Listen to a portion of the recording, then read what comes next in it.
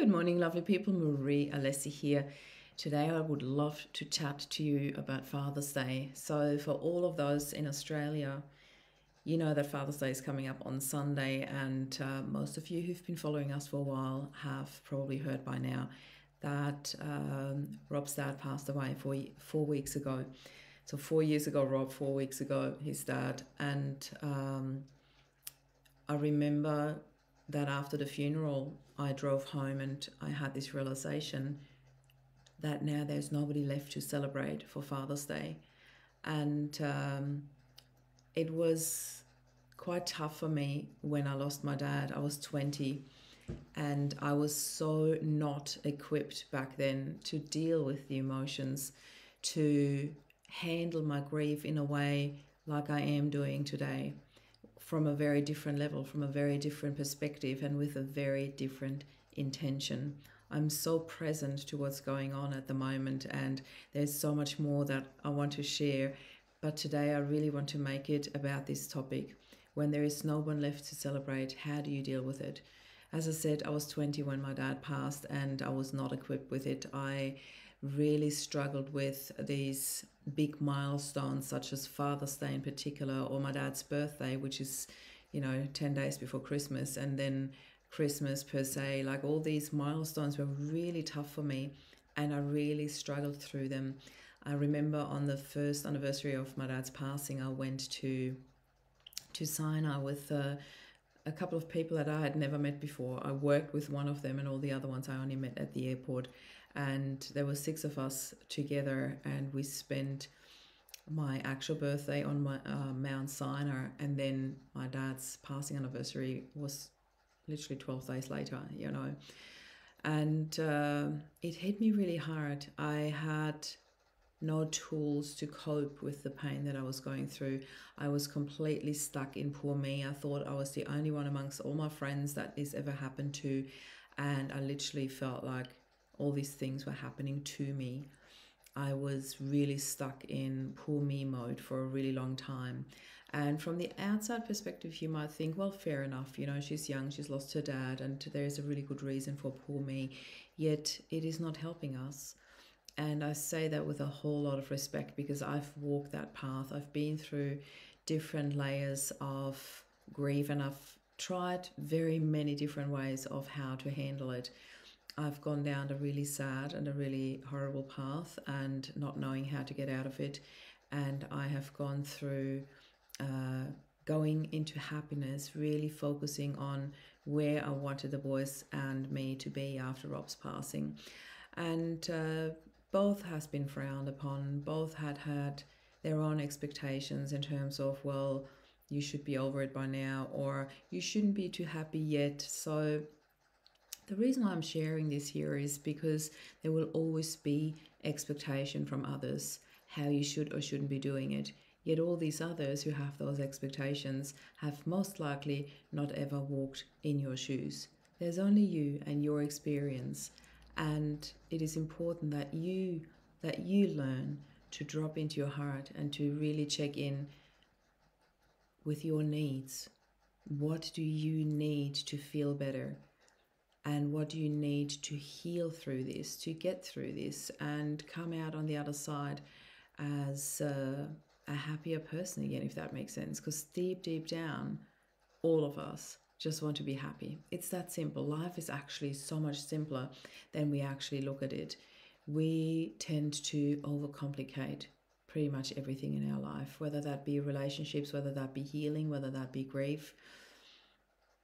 Grief can be quite a simple process.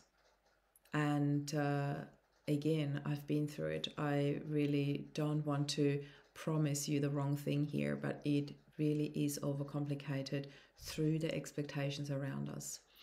So I went through all of that, not having a dad left to celebrate for Father's Day or Christmas, not having him around.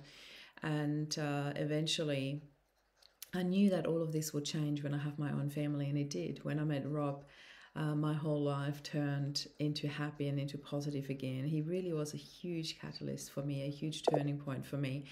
And it was already a very big turning point for me moving to Australia, but then meeting Rob 10 months later and another 10 months later being married was really, really big for me. And then when we had our own kids, you know, we went back, or I went back to celebrating Christmas. Rob always did. So I went back to celebrating Christmas. And then, of course, we had Father's Day to celebrate. And it was just so beautiful to have all those milestones to celebrate again. And I always knew, you know, once I would have my own family, I would absolutely love Christmas again. I would absolutely love celebrating it again. It was the absence of my dad that took the whole fun out of it, the love out of it, if that makes sense. My dad was really the glue that held our family together, and that wasn't so much the case anymore after he passed, obviously. So I went back to happiness. I went back to celebrating Christmas and Father's Day.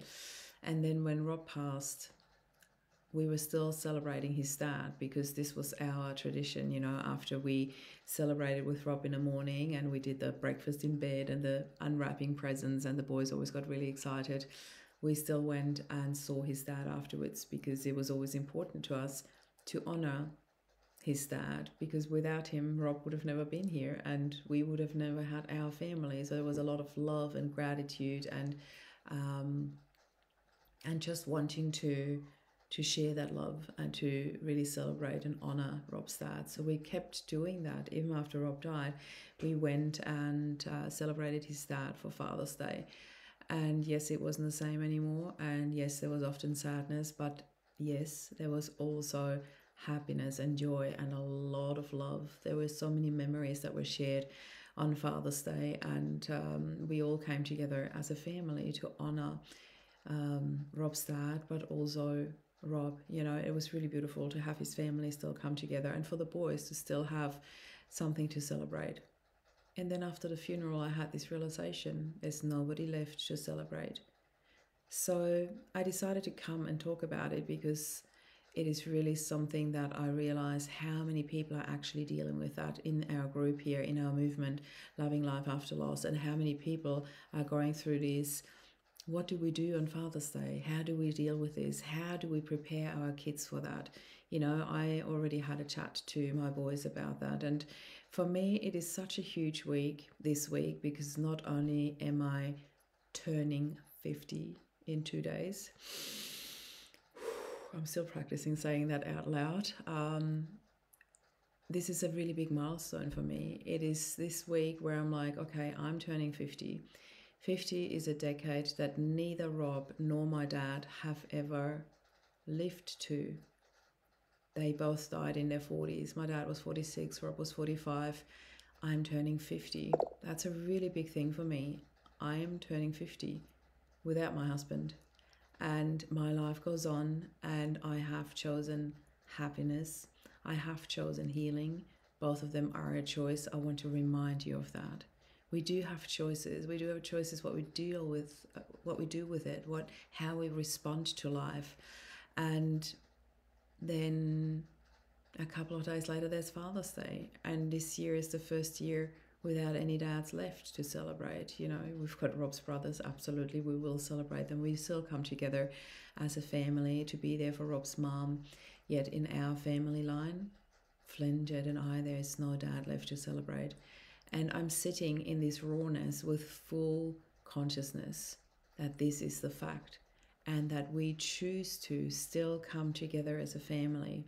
And even if it's just to sit in circle, to hold space for each other, to sit in love and share memories and be there for each other, that to me is really important. And that to me is what I want to show the boys, how you handle a situation like that. I was hiding away when my dad passed for a really long time. I was hiding away from Christmas, from all the milestones. I did not show up. I did not want to be at family reunions for that fact, because it reminded me of the intense pain that I didn't know how to deal with. Today I sit in a different level of healing, of maturity, of all the things that I have learned, all the things that I'm teaching. And I'm sitting here in all my rawness, not really having all the answers what to do with it.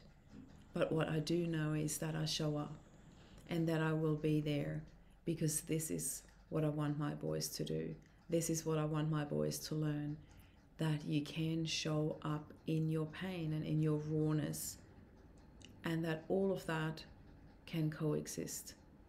The pain, the beautiful memories, the love, the happiness, and the celebration, even if there's nobody left to celebrate, you can still come together as a family. I really want to put a shout out there. This is something that I didn't do after my dad passed. I did not know how to reach out for help. I honestly thought that nobody could help me. And now I'm sitting on the other side. And although I'm back in a space of rawness, where it actually really hurts not having these people in our life, yet I have decided to reach out. I reached out to Rob's family. I wanted to come together with them. I reached out to my closest and dearest friends. I spent a weekend away last weekend with 8 really beautiful ladies that are very, very close to my heart. I allow people in these days. I open my heart to them. I allow them to hold me in love and sit with me and be there for me. And my shout out to you is that you allow that to your friends and family. And all of you listening to this right now who've got nobody left to celebrate, who don't know how to handle the rawness, the realness of it all, please do send me a message today. I'd love to sit with you. I'd love to sit with you in a quick one-on-one chat. I'd love to show you how we can sit in circle, what offers are available to you, what choices you do have. It's the choices that we often don't see. And I would love for you to experience all of that if you open your heart to me. Please do reach out. I'm sending you so much love. This is Marie. Bye for now.